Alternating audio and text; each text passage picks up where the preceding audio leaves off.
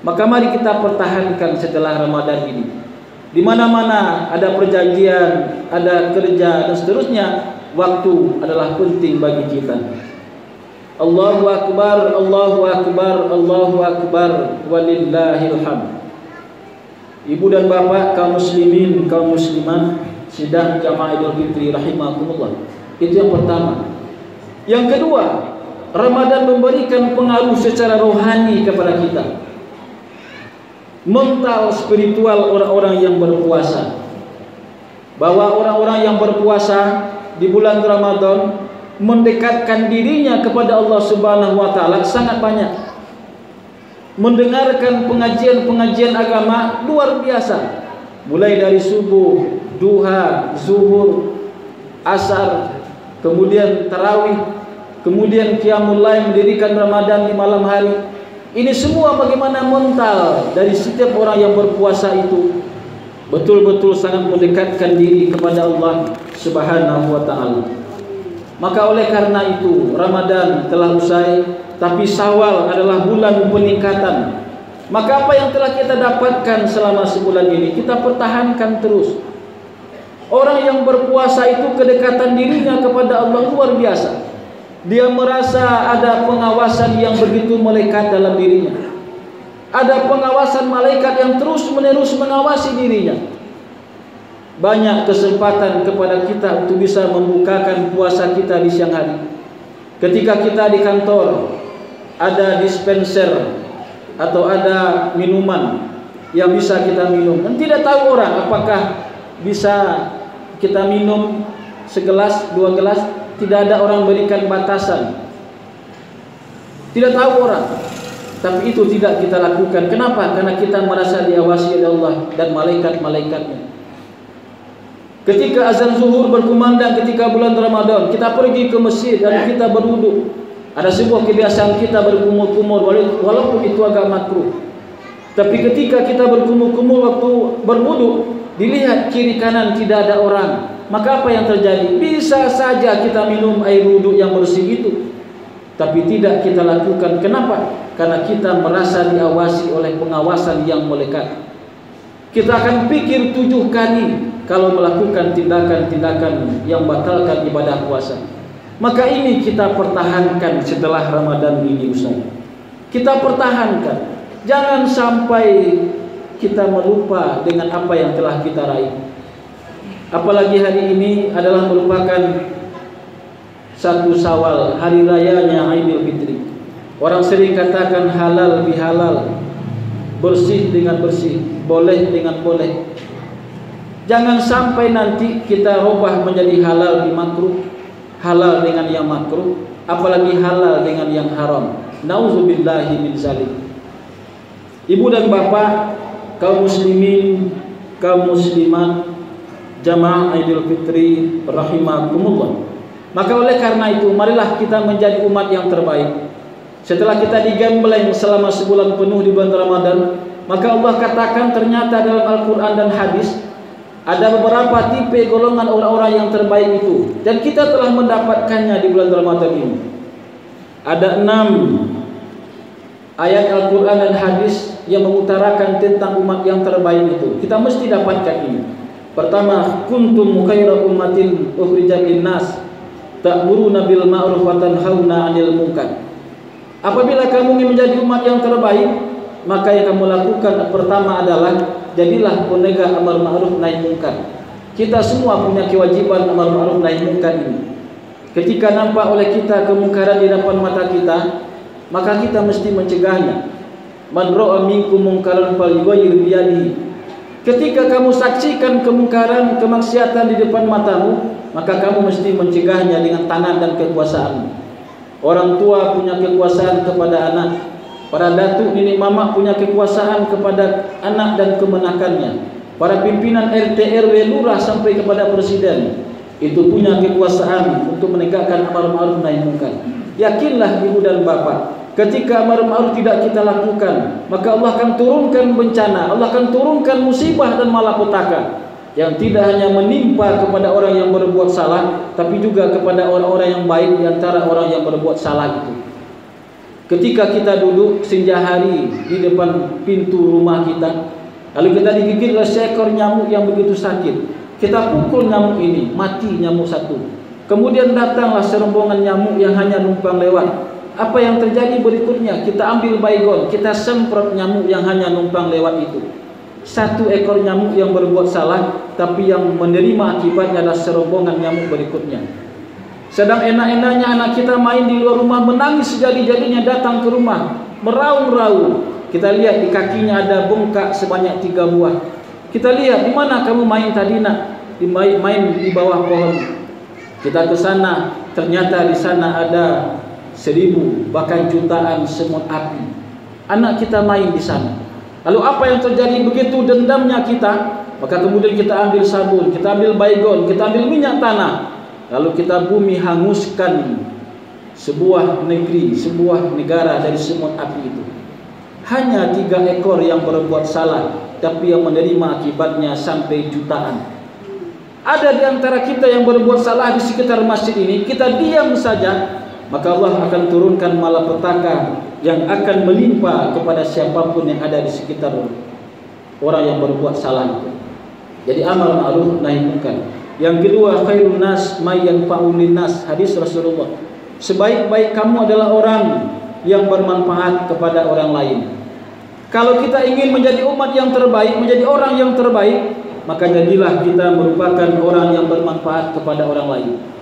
Sekecil apapun peran kita, maka berikan yang terbaik. Tidak mampu kita menjadi hujan yang begitu lebat, cukup menjadi hujan setetes embun, tapi setetes embun yang menetes di gurun Sahara. Tidak perlu kita menjadi jalan raya yang begitu besar, cukup menjadi jalan setapak, tapi jalan setapak yang menuju mata air. Hidup akan bermakna kalau kita bermakna bagi orang lain.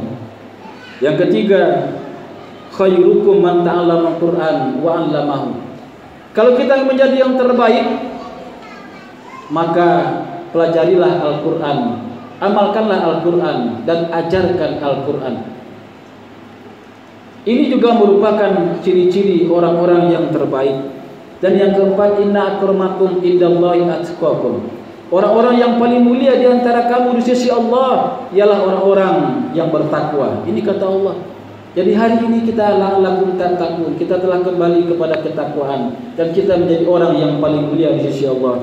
Kemudian yarfa'il ladzina amanu wal ladzina utul ilma darajat. Allah akan mengangkat harkat dan martabat manusia di sisi Allah hanya 2. Pertama, karena dia beriman, dan kedua, karena dia berilmu pengetahuan. Inilah ciri-ciri umat yang terbaik, orang-orang yang terbaik, dan itu telah kita latih selama bulan Ramadan ini. Allahu akbar, Allahu akbar, Allahu akbar, walillahil hamd. Bapak dan Ibu kaum muslimin, kaum muslimat, jamaah Idul Fitri rahimakumullah. Dan kemudian yang ketiga, yang terakhir, dampak Ramadan yang telah kita lakukan adalah memberikan pengaruh secara sosial kemasyarakatan. Ibu dan bapak, orang-orang yang berpuasa itu nasibnya sama-sama menahan lapar dan haus, mulai dari terbit fajar hingga terbenamnya matahari, sehingga kita makan hanya 2 kali sehari. Ketika ada di antara kita yang tidak sempat untuk sahur, maka dia makan 1 kali sehari.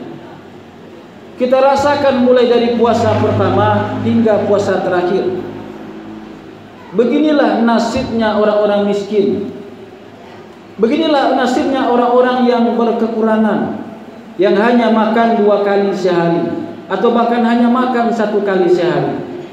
Makanya pengurus biasanya aktif menginformasikan tentang pengumpulan zakat fitrah itu ketika malam ke-21 hingga terakhir. Kenapa? Karena biar kita rasakan dulu bagaimana penderitaan orang-orang fakir dan miskin itu ketika berpuasa. Kita rasakan begitu orang yang makan 2 kali sehari, sekali sehari, lapar yang luar biasa kita rasakan. Akhirnya menimbulkan rasa empati dalam diri kita, rasa kepedulian sosial dalam diri kita, sehingga kita bantu mereka. Kita tunaikan zakat fitrah yang merupakan kewajiban yang sangat penting dalam kehidupan kita ini. Ibu dan bapak, jamaah Aidil Fitri rahimakumullah. Maka ketika kita hari ini merayakan kegembiraan, merayakan Aidil Fitri, maka jangan sampai kita melakukan hal-hal yang kembali kepada sebelum Ramadan itu. Kita melakukan berbagai kejanggalan-kejanggalan dalam melakukan ibadah, kejanggalan-kejanggalan dalam kehidupan kita ini, kehidupan sosial kita. Saya ingatkan kepada kita semua bahwa ternyata dari budaya yang kita lakukan selama ini ada 6 golongan, ada 6 kegiatan yang merupakan janggal yang sering kita lakukan selama Idul Fitri ini. Pertama adalah ucapan selamat Idul Fitri. Banyak di antara kita spanduk-spanduk, SMS, WhatsApp yang mengatakan minal aidin wal faizin, mohon maaf lahir dan batin. Sebenarnya itu merupakan hal yang tidak ada hadis Rasulullah yang begitu pasti mengucapkan selamat Idul Fitri dengan kalimat minal aidin wal faizin. Minal aidin, kita kembali dari perang, wal faizin, dan meraih kemenangan. Tidak semua orang yang bisa mengungkapkan kalimat itu. Orang yang bisa mengungkapkan itu adalah orang yang betul-betul selesai Ramadannya dengan maksimal. Maka dia betul-betul kembali dari perang dan meraih kemenangan. Lalu apa yang mesti kita lakukan? Kita baca taqabbalallahu minna wa minkum siyamana wa siyamakum. Semoga Allah menerima amal ibadah kita, amal ibadah saya dan amal ibadah kamu, puasa saya dan puasa kamu. Itu yang diajarkan oleh Rasulullah. Jadi ketika kita mengucapkan SMS, mengucapkan selamat Idul Fitri, ucapkanlah dengan taqabbalallahu minna wa minkum. Yang kedua yang janggal lagi adalah kalimat kata-kata lebaran. Saya sampai hari ini belum begitu pasti kapan istilah lebaran ini mulai diberlakukan di Indonesia ini. Kenapa? Karena janggal. Kata-kata lebaran, lebar tambahan bahasa Indonesia. Apa yang dilebarkan itu? Kadang-kadang yang dilebarkan adalah kembali nafsu kita, syahwat kita. Mulai dari hari ini kembali kita ke rumah, kita makan luar biasa. Bahkan sampai 5 kali sehari ini kita akan makan. Kulu wasrobu wala tusrifu. Makanlah kamu, minumlah kamu, tapi jangan berlebih-lebihan. Bahkan ada di antara kita yang dengan kepungahan, kesombongan kita pamer baju, tidak hanya baju kita yang baru, emas bergelantungan, luar biasa. Pakaian kita baru, semua baru. Jadi jangan sampai kita merusak persaudaraan kita dengan orang-orang fakir dan miskin. Mereka hanya dengan sangat ala kadarnya merayakan kemerdekaan, kebahagiaan ini. Yang ketiga kejanggalannya adalah bahwa kita banyak yang membiarkan pengemis di hari raya. Ibu dan bapak, jika ada di antara kita yang sholat Idul Fitri, Idul Adha di lapangan depan kantor gubernur, maka biasanya setelah usai sholat, maka banyak di antara masyarakat yang minta sedekah. Itu tidak benar. Kenapa? Karena sangat tidak sempurna ibadah puasa kita kalau masih ada di antara saudara-saudara kita yang kelaparan, apalagi meminta-minta di saat lebaran, di saat Idul Fitri. Nauzubillahi min dzalik. Kalau ada di antara tetangga kita, maka laranglah dia. Tidak sempurna ibadah kita kalau ada di antara mereka yang masih minta-minta. Yang keempat, ada juga sebuah fenomena yang kita ajarkan kepada anak-anak kita, budaya menambang. Habis ini anak-anak kita kemudian berombongan datang ke rumah A, rumah B, rumah C, mengucapkan kalimat assalamualaikum, lalu berdiri depan pagar, depan pintu. Dia tidak masuk, dia hanya menunggu si yang punya rumah keluar dari rumah memberikan uang recehan. Setelah itu dia pergi pula ke rumah berikutnya. Ini namanya kita mengajarkan kepada anak kita mental pengemis, mental berada di bawah, bukan mental memberi. Kalau ada anak-anak kita seperti itu, jangan biarkan. Lalu bagaimana baiknya? Kumpulkan mereka dalam sebuah keluarga besar. Maka kumpulkan anak-anak kita yang sudah berkeluarga, yang sudah punya penghasilan, dia yang memberikan kepada anak kemenakan kita ini. Kalaupun ada lagi berikutnya, temui saudara-saudaranya, famili-familinya, bukan orang lain. Kadang-kadang ada orang yang tidak mau keluar rumah gara-gara tidak mau memberikan hal seperti itu. Jadi jangan ajarkan mental pengemis kepada anak-anak kita. Yang kelima, mental berbuat zalim yang kita ajarkan kepada anak-anak kita. Ibu dan bapak, sebentar lagi yang ramai dibeli anak-anak kita adalah pistol-pistol mainan, yang kadang-kadang sekarang sudah pakai sebuah peluru. Pelurunya 10 sekali ditembakkan. Dilengkapi anak-anak kita dengan sebuah topeng, dengan tameng. Untuk apa? Diajarkan mereka untuk saling menyakiti. Dan sungguh memang ketika Idul Fitri ini, masih saja Idul Fitri, kita akan saksikan nanti ada puluhan anak-anak yang masuk rumah sakit. Kenapa? Karena matanya buta. Karena matanya ditembak oleh peluru mainan, maka dia menjadi buta seumur hidup. Kita ajarkan mereka saling sakit menyakiti. Itu tidak benar. Saya ketika pulang kampung menuju Pasaman Barat, ketika di Sungai Limau Padang Pariaman itu, maka banyak becak yang berkelambu. Kenapa? Takut diserang oleh anak-anak berpistol. Mobil saya itu luar biasa bunyi dentuman-dentumannya. Kenapa? Ditembak oleh anak-anak. Mereka ajarkan untuk saling menyakiti. Itu tidak benar. Kemudian yang terakhir adalah puncak keramaian berpindah. Ini barangkali terakhir kita seramai ini. Tapi setelah malam nanti kita tidak seramai ini lagi. Ramadan memang ramai masjid dan musola. Tapi ketika Idul Fitri itu terjadi, puncak keramaian, pusat keramaian berpindah. Kemana? Ke mall, Plaza Andalas. Kemudian di Khatib Sulaiman ada Transmart, ada pesta pantai, ada plaza-plaza yang lain. Di sanalah tempat-tempat keramaian itu, tempat-tempat pemandian. Padahal sebenarnya yang harus diramaikan itu adalah tempat sholat kita ini. Kita telah merasakannya selama 29 hari. Akhirnya marilah kita pertahankan kefitrahan ini, dan kemudian kita bisa meningkatkan amal ibadah kita kepada Allah di sisa umur yang masih Allah berikan kepada kita. Innallaha wa malaikatahu yusholluna 'alan nabi ya ayyuhallazina amanu shollu 'alaihi wa sallimu taslima.